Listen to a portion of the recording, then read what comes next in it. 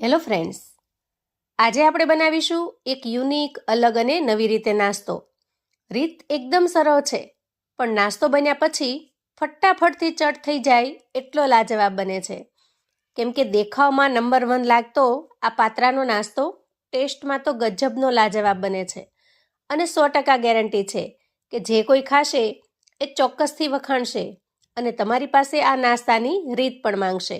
તો ચાલો ફટાફટથી આપણે નાસ્તાની રીત જોઈ લઈએ.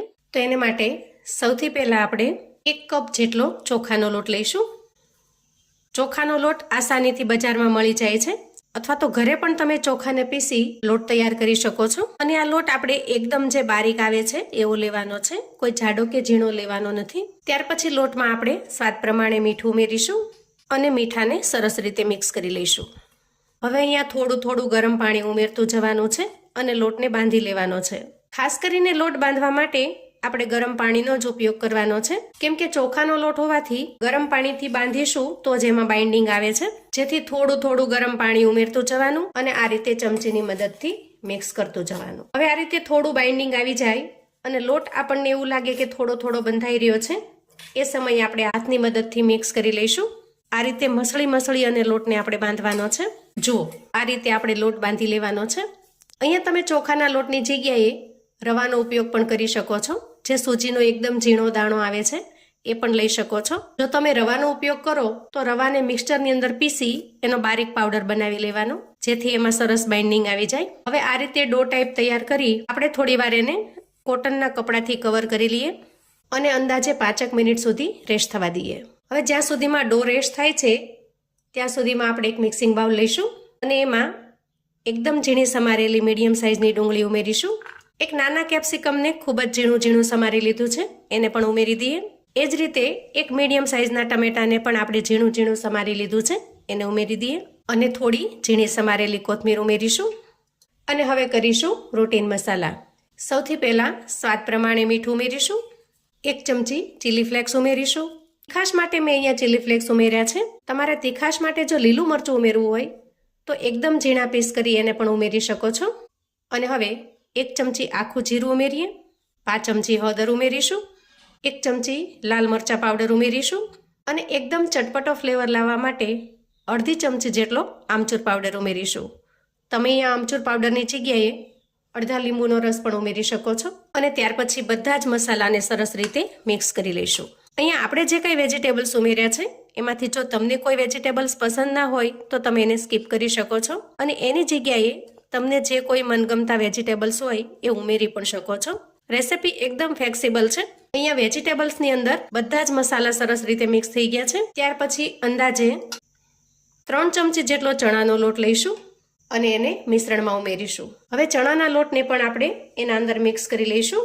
ચણાનો લોટ ઉમેર્યા પછી કન્સિસ્ટન્સી કંઈક આ રીતની તૈયાર થઈ છે, પણ આપણે અહીંયા જે વેજીટેબલ્સ ઉમેર્યા છે એના અંદર નેચરલી પાણી હોય છે, જેથી હાલના તબક્કે આપણે કશું જ ઉમેર્યા વગર મિશ્રણને ઢાંકી અંદાજે 2 મિનિટ સુધી સાઈડ પર મૂકીએ અને ત્યાં સુધીમાં આપણે જે લોટ બાંધીને તૈયાર કરેલો છે ચોખાનો લોટ એને ચેક કરી લઈએ. લોટ અહીંયા એકદમ સરસ રીતે બાઇન્ડિંગ થઈ ગયો છે. હવે લોટને સરસ રીતે મસળીને તૈયાર કરી લઈએ. મસળી લેવાથી લોટ એકદમ સરસ સ્મૂથ થઈ જશે. તો લોટ અહીંયા આપણો એકદમ પરફેક્ટ તૈયાર થઈ ગયો છે. એને આપણે 2 ભાગમાં વહેંચી લઈશું આ રીતે.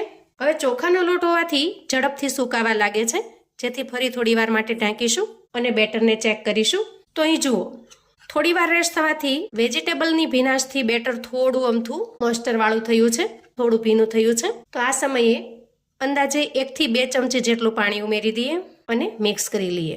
આ રીતે થોડું થોડું પાણી ઉમેરતું જવાનું અને બેટરમાં મિક્સ કરતું જવાનું. આપણે અહીંયા બેટરની કન્સિસ્ટન્સી કંઈક આ રીતની બનાવવાની છે, થોડું લચકા જેવું બનાવવાનું છે. અને બેટર તૈયાર થાય એટલે તૈયાર કરેલા લુવામાંથી આપણે એક લુવો લઈશું અને એને પાટલી પર મૂકી ગોળ શેપમાં વણી લઈશું. વણવા માટે લુવાને તમે ઘઉંના લોટમાં અથવા તો ચોખાના લોટમાં ડીપ કરી શકો છો.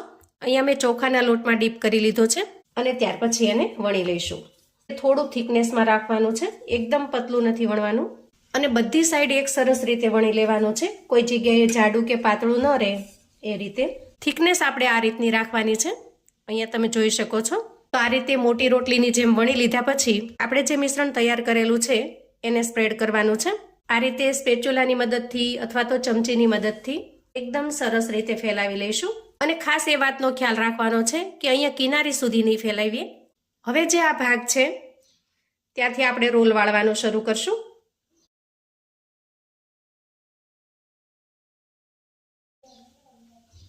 અને સાઈડના જે ભાગ છે એને આપણે હાથથી થોડા પ્રેસ કરી દઈશું આ રીતે, જેથી આપણે જે અંદર બેટર ભરેલું છે એ સાઈડમાંથી નીકળી ન જાય. તો આ જ રીતથી આપણે બીજા રોલને પણ વાળીને તૈયાર કરી લઈએ. હવે બંને રોલ તૈયાર થઈ જાય ત્યાર પછી આપણે આ રીતે કોઈ કાણાવાળી પ્લેટ અથવા તો ડીશ લઈશું અને એને બ્રશની મદદથી થોડું ઓઇલથી ગ્રીસ કરી લઈશું, જેથી નાસ્તો નીચે ચોંટી ન જાય. અને આપણે જે નાસ્તો બનાવીને તૈયાર કરેલો છે એને એના ઉપર સેટ કરી દઈશું. ત્યાં સુધીમાં જુઓ, અહીંયા આપણે ગેસ ઉપર એક કડાઈમાં પાણી ગરમ થવા માટે મૂકી દીધું છે. તો એ ગરમ થયેલા પાણી ઉપર આપણે ચાળીને સેટ કરી દઈએ અને ઢાંકણ ઢાંકી અંદાજે 10 થી 12 મિનિટ સુધી બંને રોલને સરસ રીતે સ્ટીમ કરી લઈએ. હવે અંદાજે 12 મિનિટ પછી આપણે ઢાંકણ ખોલીશું. વાવ, અહીંયા નાસ્તો એકદમ સરસ રીતે સ્ટીમ થઈ ગયો છે. ગેસની ફ્લેમને આપણે બંધ કરીશું અને પ્લેટને બહાર કાઢી થોડી વાર માટે ઠંડો થવા દઈશું. થોડી વારની અંદર જ નાસ્તો સરસ રીતે ઠંડો થઈ ગયો છે અને નાસ્તો ઠંડો થયા પછી તેને આપણે ડિમોલ્ડ કરીશું, જેથી એકદમ આરામથી ડિમોલ્ડ થઈ જાય. હવે તૈયાર થયેલા નાસ્તાને આપણે કટ કરી લઈશું. સૌથી પહેલા જે આગળનો ભાગ છે એને આપણે હટાવી લઈએ અને ત્યાર પછી તમને જેવડી સાઈઝમાં ગમે એવડી સાઈઝમાં તમારે કટ કરી લેવાનો છે. જુઓ, હું અહીંયા મીડિયમ થિકનેસમાં કટ કરી રહી છું. મિત્રો, નાસ્તો ખરેખર એટલો ગજબનો ટેસ્ટી બને છે કે તમે જો એક વખત બનાવશો ને તો ઘરના બધા જ આ નાસ્તા માટેની ડિમાન્ડ કરશે. એટલો ગજબનું ટેસ્ટી બનીને તૈયાર થાય છે અને ખાસ કરીને બાળકોને નવા નાસ્તા વધારે પસંદ આવે છે. આ રીતે તૈયાર કરીને જો લંચ બોક્સ કે ટિફિન બોક્સમાં આપશો તો બાળકો હોંશે હોંશે ટિફિન બોક્સ ફિનિશ કરીને આવશે. તમે જો ડાયટિંગ પર છો અથવા તો એકદમ ઓઇલ ફ્રી ખાવાનું પસંદ કરો છો તો પણ આ નાસ્તો તમારા માટે એકદમ બેસ્ટ ઓપ્શન રહેશે. જુઓ મિત્રો, જે રીતે દેખાવમાં એકદમ મસ્ત લાગે છે ને એ જ રીતે ટેસ્ટમાં ખૂબ જ લાજવાબ બને છે, એકદમ સ્વાદિષ્ટ. તમે આ નાસ્તાને સિમ્પલ આ રીતે પણ એન્જોય કરી શકો છો, પણ આપણે આ નાસ્તાને એકદમ ટેસ્ટી અને મજેદાર બનાવવા માટે થોડો વઘાર કરીશું. સૌથી પહેલા નાના 1 ચમચા જેટલું તેલ ઉમેરીશું અને તેલ થોડું ગરમ થાય એટલે આપણે 1 ચમચી જેટલી રાઈ ઉમેરીશું. મિત્રો, અહીંયા વઘાર કરવો બિલકુલ ઓપ્શનલ છે. તમે સિમ્પલ પણ આ નાસ્તાને એન્જોય કરી શકો છો. હવે રાઈ થોડી સતળાઈ જાય એટલે અડધી ચમચી જેટલું જીરું ઉમેરી દઈએ.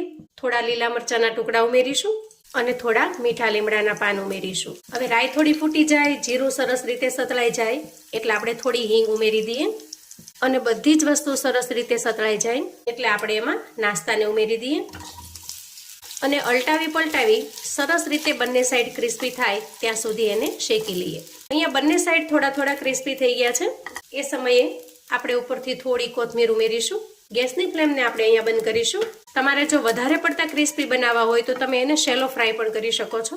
મારા ઘરમાં બધા આ નાસ્તાને પાત્રાનો નાસ્તો કહે છે. તમે આ નાસ્તાને શું નામ આપશો એ મને કોમેન્ટમાં ચોક્કસથી જણાવજો. કોઈ પણ ચટણી સાથે એન્જોય કરો, બસ મજા જ આવે એવો સરસ ટેસ્ટી બને છે. વળી ચાની સાથે એન્જોય કરી શકાય, ચટણી સાથે એન્જોય કરી શકાય અને કશું જ ન હોય તો સિમ્પલ પણ એન્જોય કરી શકો છો. એના અંદરનો જે મસાલો છે એકદમ ટેસ્ટી લાગે છે. અંદરથી એકદમ સરસ સોફ્ટ બને છે, મોઢામાં મૂકતા જ પીગળી જાય એવો સરસ. તો મિત્રો, આવું અવનવું જાણવા માટે અને મને સપોર્ટ કરવા માટે ચેનલ પર જો તમે નવા છો તો પ્લીઝ ચેનલને સબસ્ક્રાઈબ કરજો.